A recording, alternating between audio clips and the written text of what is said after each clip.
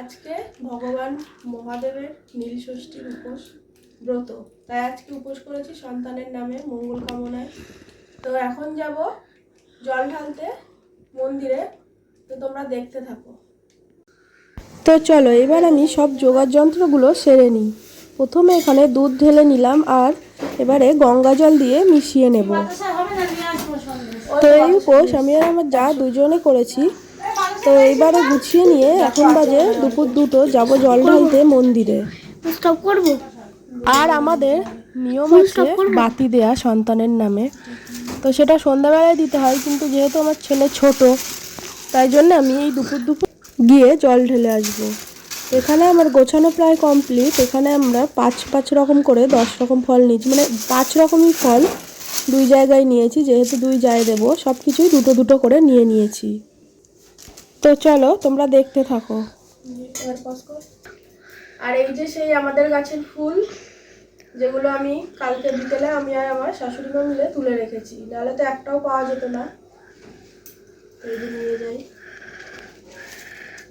তো চলো যাওয়া যাক। মা আসছি। তো কোন মন্দিরে যাচ্ছি তোমরা অবশ্যই যারা যারা আমার ভিডিও আগেও দেখেছো তারা চিনতে পারবে, কারণ এই মন্দিরে আগেও অনেক ভিডিও করা আছে। তো চলো আমরা এবার যাই। আজ কীরকম রোদ্দুর পড়েছে বলো তো। আর মন্দিরে যাচ্ছি কিন্তু আমরা খালি পায়ে, কারণ মন্দিরে কি কেউ জুতো পরে যায়? আমরা পৌঁছে গেছি মন্দিরে, আর তেমন একটা ভিড় নেই, কারণ এখন দুপুরবেলা তো।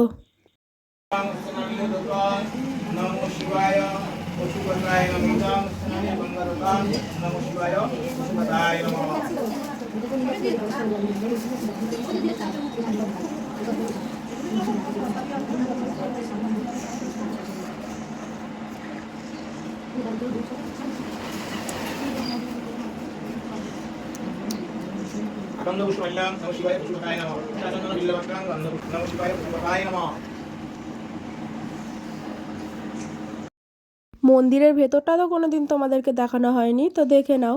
এখানে বড় মা কালী আছে, বড় ঠাকুর আছে, ওখানে একটা গণেশ ঠাকুর আছে আর মহাদেব আছে। খুব বড় মন্দির।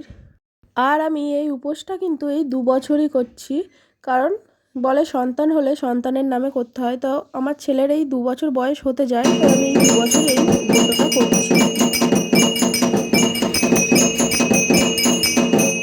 আর আমার ক্যামেরাম্যানটাকে দেখেছো তো, ও বলছে আমি কি শুধু ক্যামেরাই করে দেবো না, আমিও একটু ক্যামেরায় উঠবো, তাই জন্য ওকেও একটু তুলে দিলাম। আর আমাদের পুজো দেওয়া প্রায় কমপ্লিট। তো এখান দিয়ে বাড়ি গিয়ে আজকে কিন্তু কোনো রান্না করা জিনিস খাওয়া যাবে না, শুধু ফল সাবু এইসব খেয়েই থাকতে হবে। তো হয়ে গেছে আমাদের, এবারে আমরা বাড়ি যাব। আর আমার ভিডিওগুলো যদি ভালো লাগে তাহলে একটা লাইক আর কমেন্ট করে দিও। আর আরও ভিডিও দেখতে হলে আমার চ্যানেলটি অবশ্যই সাবস্ক্রাইব করে দিও। তো এবার বাড়ি এসে একটু চরণামৃত খেয়ে নিলাম। আর নিয়ম আছে যে খেজুর খেয়ে উপোস ভাঙতে হয়, তাই একটু কাঁচা খেজুর পেয়েছি মন্দির থেকে, তাই সেটা খেয়ে উপোস ভেঙে নিলাম। আর সেই সাথে সাথে আমার ভিডিওটা এখানেই শেষ করছি।